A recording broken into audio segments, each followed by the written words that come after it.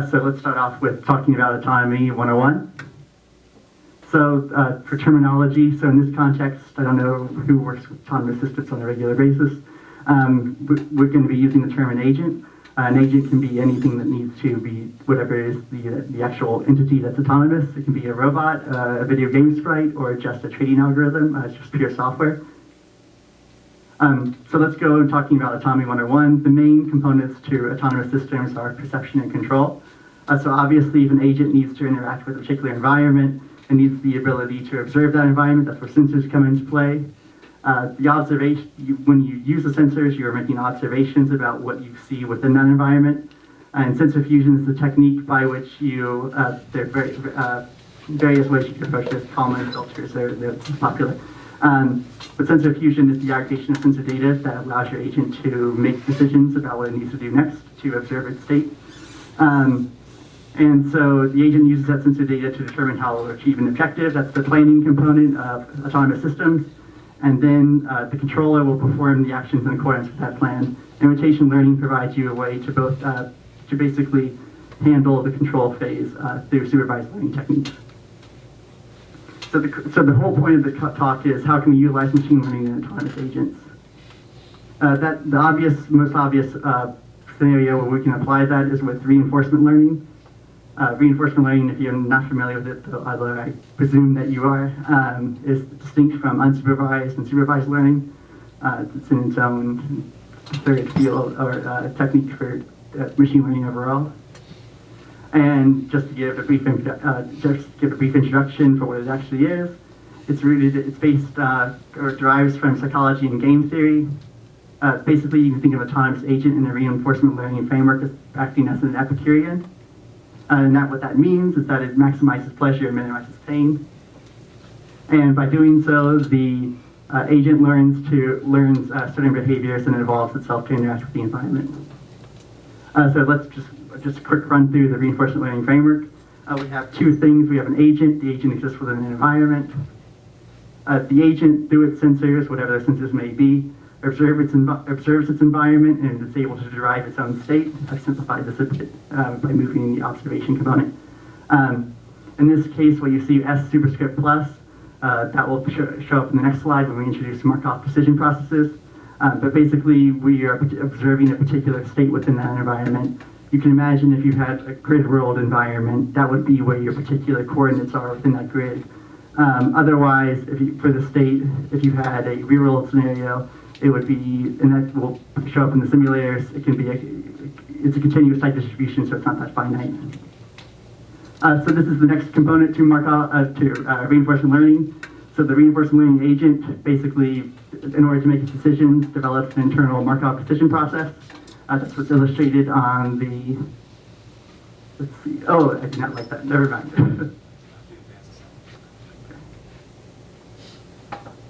So what we see here is that if you look at the different nodes, the node that has a red outline is the start node in this case, S subscript 0. We have a terminal node at S4, so that's our objective in this case. Going back on the right again, I bring back the original framework diagram showing that in this case, since we are starting at state 0, we are making that observation within the environment.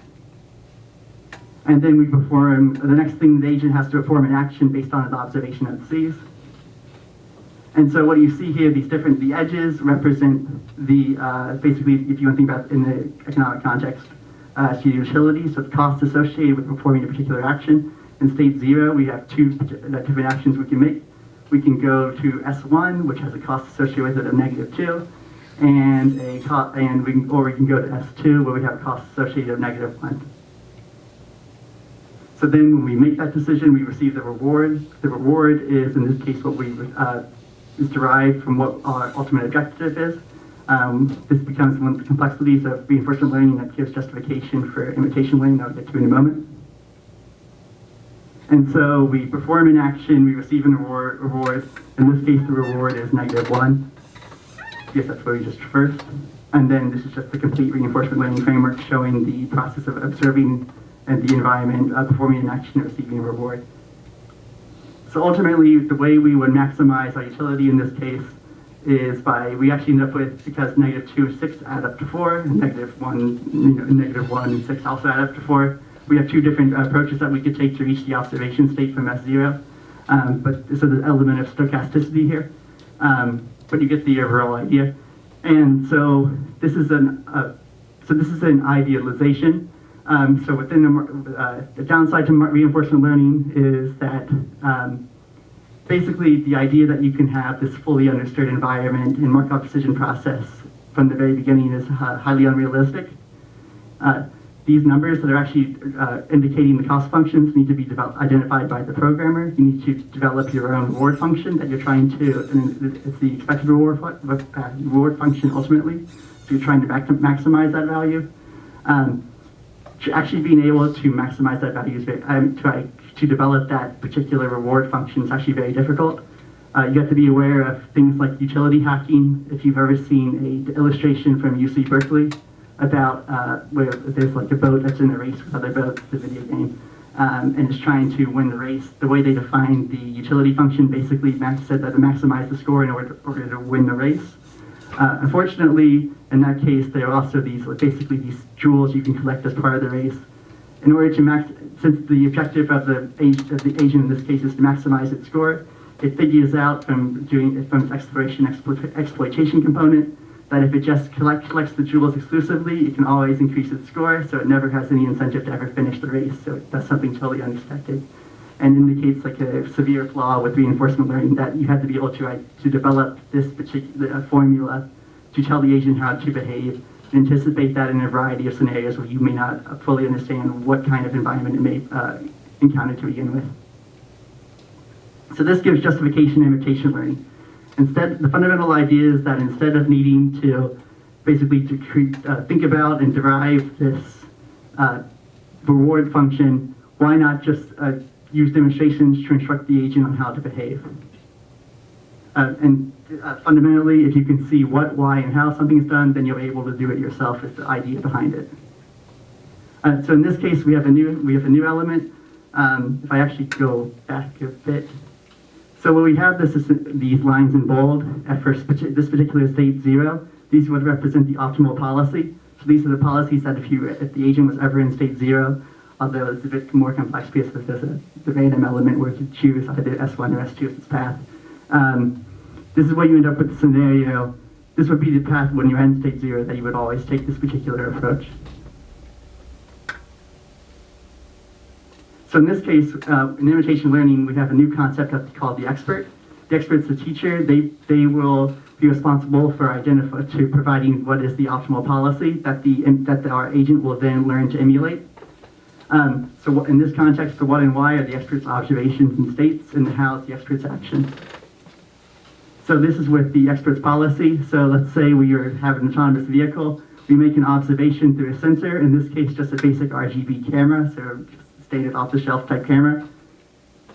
And then we have the actions associated with that the expert makes in this context. So we have a steering angle. The negative indicates a left turn, positive indicates a right turn. We have a throttle at 0, we have a brake at 1. You can see within the observation of our current environment, there's a red light, so that's why it stopped. So this is what the expert does in this context. And this represents the state of the agent at this time, all the different metrics that are associated with that particular, at that particular point. And then if we move, basically the light changes to green. The expert agent now, the steering angle is roughly the same, it wobbles a little bit. But then we have a bit of throttle, and the brake is off at this point. And so this represents our new state that we just made a transition through with this particular action. So this is the first algorithm for imitation learning. It's naive behavioral cloning. The training data in this case is just the one camera's sensor's input with the actions associated with it that the expert made. So this is the same label that you saw before. In this case, we have 3 different outputs we're trying to predict. We're trying to predict the steering angle, the throttle, and the brake. And ultimately, what this algorithm will do. There you go. So this is the deep convolutional neural network that we've defined. This is using the NVIDIA pilot net is the terminology that's associated with it that they used in a similar context applied to a real-world car. It's just a sort of a standard convolutional neural network algorithm that you've seen for deep learning. Basically, we just get the number of filters decreases as we go along until we get, and then we add some fully convolutional layers to actually do the regression. In this case, for the output node, we have 3 output nodes because we're trying to predict 3 different variables. So this is the first example using that algorithm, sensor data. This is using Carla, a shakeless simulator. So the car is able to have some navigation, but then it quickly deviates.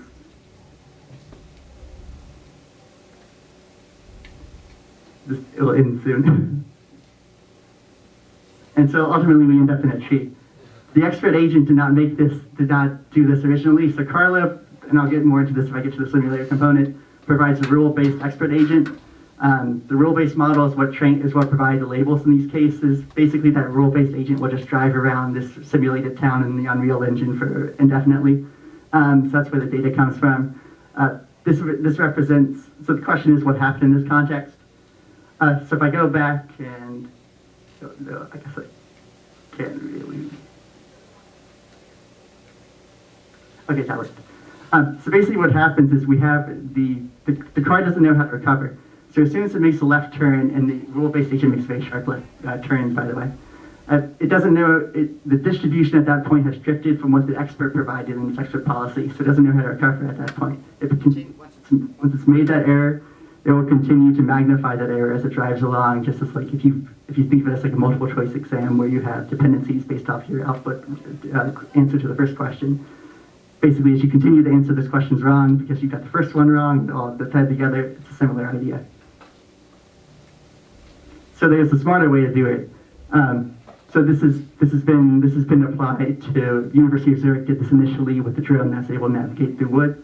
They actually had a PhD student with a head, basically wearing a headband of cameras pointing in different directions to collect the data. But in this case, we now have added 2 RGB camera sensors. We have a center camera still, which is exactly as it was before, but now we have a left camera and a right camera.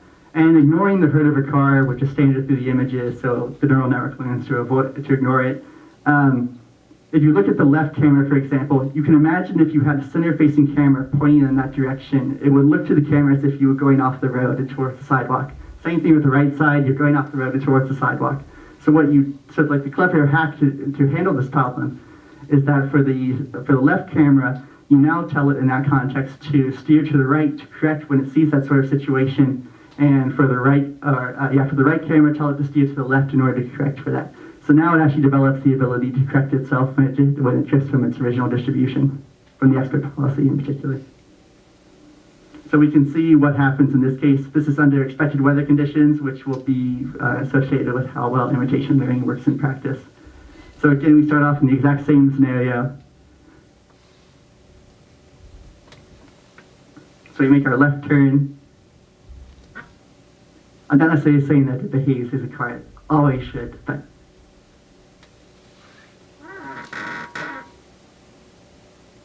so we actually are able to navigate along the road for this distance, so things are going well.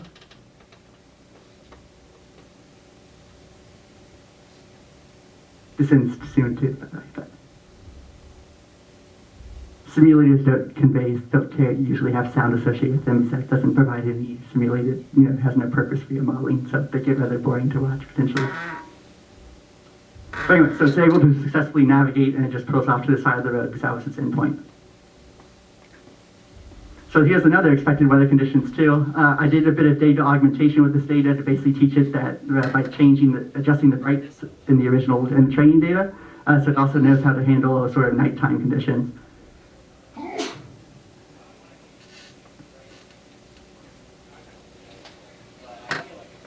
And so this time, instead of going right, the car basically just travels around semi-randomly based on where I tell it to go. And now it runs on the sidewalk a bit, so again, it's not behaving quite as a car should. But this is only trained on 30 minutes of data. In reality, if you wanted to make this a fully functional model, you'd have to train it on at least 8 hours worth of data. And in the case, if you want to put this on the real-world car, I believe I was trained on over basically hundreds of thousands of miles at that point, if I remember correctly. So you'll notice the behavior that because it's only been trained on 30 minutes of data, it still has errors. It's really attracted to poles, for example, so it always likes to collide with it.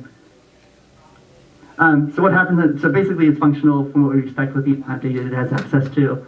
If you provide it more data, then it would perform better, and if you did like 8 hours worth, it'd actually be able to navigate on its own without these issues about drifting into poles, for example. But what happens in the different conditions where it's totally different than what the trained data ever represented? So you think of it as a different data distribution from the beginning. So when you add a road and rain and lots of different conditions, the car fails immediately and heads to another pole. And then if we cease the rain, so we make a severe rainstorm, it ends up with the same situation where it collides again. And the fundamental reason is that it's never seen this sort of environment where it's been raining. It's only seen a situation where it's been perfectly sunny conditions, or with the data augmentation technique, it's seen nighttime road conditions. And that's the explanation of what happened. So this gives rise to like, how do you correct this issue? This is the other algorithmic approach. Some work that basically surpasses the informed approach. It's called dataset aggregation, or if you shorten that, it's DAGGER. It's an alternative approach to the sensor layout shown earlier, like I just said.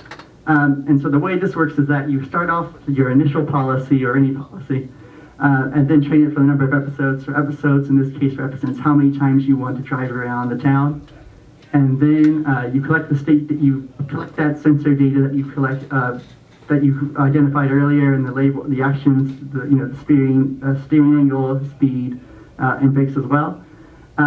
And then this is where the flaw comes in. You have to have a human in the loop who's an expert to review that state data and update the annotations accordingly. So you can imagine in some cases where this could easily be done, where it's easy for a human to figure out what kind of modifications I need to make. But in the case of, like, you saw the type of data that was available with regards to steering angles, for a human to be able to, like, with any camera image that you saw, like when it went into the grass, to figure out exactly what is the precise steering angle I should use to correct for that in the throttle, it becomes a very difficult problem. But assuming you're able to do that, you then take that data, the updated labels by the human in the loop expert or any expert, add that to the original data you collected, and then you train a new policy, and basically, and then repeat the cycle with that new policy you developed. So that's why it's called dataset aggregation. It's more like, it's pretty much like a data augmentation technique, except this time you're actually growing the data based on the previous performance of your policy. So these are the pros and cons associated with imitation learning, which I've already touched upon in part. So starting off with the cons, you do need lots of data. Like I said, the models I showed were only used about 30 minutes worth of training data. And also that includes having to do a train test split to actually train the model, so it's actually less than that. It's an 80-20 split. And the more actions you need to predict, in this case I'm predicting 3 outputs, you can imagine if you needed to control other variables, because you do have more parameters trained at that point, you're going to need more data. You need to anticipate recovery scenarios, just like when the car went off the road. You need to be able to anticipate those scenarios because you have to give an example of what happens in that context. That's exemplified by the rain scenario where you had the bad rainstorm. If it's never seen a rainstorm before, it doesn't know how to react. Because the model's never seen that situation before, so you need to be able to anticipate that kind of thing. You need humans in the loop. The way to get around that is to use humans in the loop for data, but then that defeats the whole point of an autonomous technique because you have to have humans in the process. And the other thing, going back to the bias element, is this doesn't have to apply for cars. It can be used for other approaches too. The model emulates the expert. So if you have, let's say, so theoretically you could take your very own cars and stick 3 cameras on them and develop the exact same training sets and just drive around all day. If you're a bad driver, then your model's going to act just like you do. So it inherits the same biases that you provided. So that's also, it's not quite as flawed when you've worked with basically perfect agents like the role-based one. But in reality, if you're trying to collect this data, you need to be aware that you actually are being influenced directly by the expert that you select in this context. So I make imitation learning sound bad, but it's actually a wonderful technique. So the pros are that, like all neural networks or machine learning techniques, automated feature extraction from sensor data.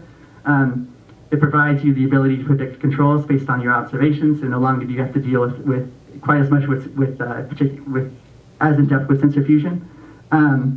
You also, with enough data, you're able to develop powerful techniques for autonomy and the standard conditions. Standard conditions meaning that you're able to predict those situations. And the simulators themselves allow the autonomous agent to learn without safety risks. So basically, you never have to put this in a real-world environment. You can just have the simulator running constantly and collect all the data, because there's no reason you can't, especially if you're a Google-type firm and you have massive simulators that you already run on a regular basis anyway. You can just collect that data repeatedly until you're finally able to put it into your car, into your simulated car, see how well it performs, and then pass it on to your actual production vehicle, real-life vehicles. So the one of the big flaws, the major flaw with imitation learning is the fact that you do have to be able to basically train it on a lot of data for the data distributions that you are going to be interacting with. That creates a burden upon you to actually develop this model, because you do have to have a significant amount of data. One-shot imitation learning is a up-and-coming technique that OpenAI is doing a lot of research into it, for example, within the simulator context. That would allow you to basically resolve that problem of reducing the amount of data you need fundamentally, and also allowing it to handle types of distribution situations that it hasn't encountered before. This uses a different architecture than what I showed previously. This actually requires 3 different types of networks. One is a demonstration network, where it basically creates an embedding, just like if you imagine like how word embeddings are created, if you're familiar with that NLP technique. This does the same thing, drives features of the demonstrations itself, so what the expert provided. So behavioral cloning and Dagger are still required components for this. The next component is that you have to have a context network, which then takes the demonstration that's provided and basically takes that embedding and combines that into a new embedding with the basically the observations that's currently made within its current environment. And then then you finally have the last network, which is the most simplistic one, which is similar to what I showed, which is where you actually predict the controls that are going to be performed. And the future needs, the major future need is that if you're familiar at all, I have a cyber background, if you're familiar at all with adversarial attacks, for basically all machine learning is susceptible to this, especially computer vision techniques. And reinforcement learning has no defense against it either. But essentially, it's the death of all computer vision techniques if no one's able to resolve the problem, especially in high-risk scenarios. But the classic adversarial example is where you pan the image, you applied a bit of structured noise to it, and now it predicts a nematode even to the human eye. It still looks exactly like a panda. If adversarial attacks are not able to be resolved, then the ability to actually apply machine learning to high-risk scenarios is going to be dead on arrival, in my opinion. So that's the fundamental approach. The other neat thing that needs to be developed still is one-shot imitation learning to make it more accessible to users and less computationally intense by having all these different networks. And just as you imagine, there's no one way that humans learn. We all know we learn in different ways in a different variety of cases, depending on the context. We shouldn't necessarily expect robots to be resolved by one particular approach. So basically what happens that the way you actually use imitation learning in practice is that you combine it with reinforcement learning, in particular deep reinforcement learning. And one of the other issues with reinforcement learning is the fact that it's easy for reinforcement learning, or relatively trivial, for it to figure out what to do if you have a limit, if you have a very small set of possible actions and states it can end up in. But you can imagine it in a real-world environment where you actually have a car and a vehicle. There are many sorts of different actions you could take, and many different types of environments that it will encounter. So it becomes computationally unfeasible to be able to anticipate all those and be able to explore and predict what the expected reward would be in all those scenarios. So people use imitation learning to basically bootstrap that, so it learns from an expert initially about how it should perform, and the reinforcement learning is able to basically extend the capability of that to unidentified distributions or unencountered distributions. So just for actually going back to that last point. So Electronic Arts is currently pursuing this research with their research group that they just created a couple months ago called SEED. They are applying this to Battlefield 1, if you're familiar with that, as their test case. And there's a YouTube video if you want to dig it up. But basically, they're using the exact same technique that I described, where they use imitation learning as a bootstrap to enable their Battlefield 1 sprites to actually basically battle with each other. Although it doesn't necessarily resolve the problem, because they do have odd behaviors occasionally where they start chasing each other in circles, basically. But anyway, so that's the imitation learning and deep reinforcement learning allow you to actually accomplish autonomy and using machine learning without really needing to have much you don't need much in-depth experience within Autonomy itself. It makes it accessible to everyone, especially to anyone with an understanding of convolutional neural networks or deep learning applied to computer vision at all. So just for the bonus round, we'll go over open source simulators. So something to bear in mind with it, the whole reason there are open source simulators to begin with is because the first simulator that was really used for this was Grand Theft Auto 5. The reason that was utilized is because it has realistic graphics, and you have other AI agents within the game that will interact realistically with your agent, so it's a great scenario to basically emulate what the real world is. However, Grand Theft Auto 5 is a closed source software application, in reality, because it's a video game.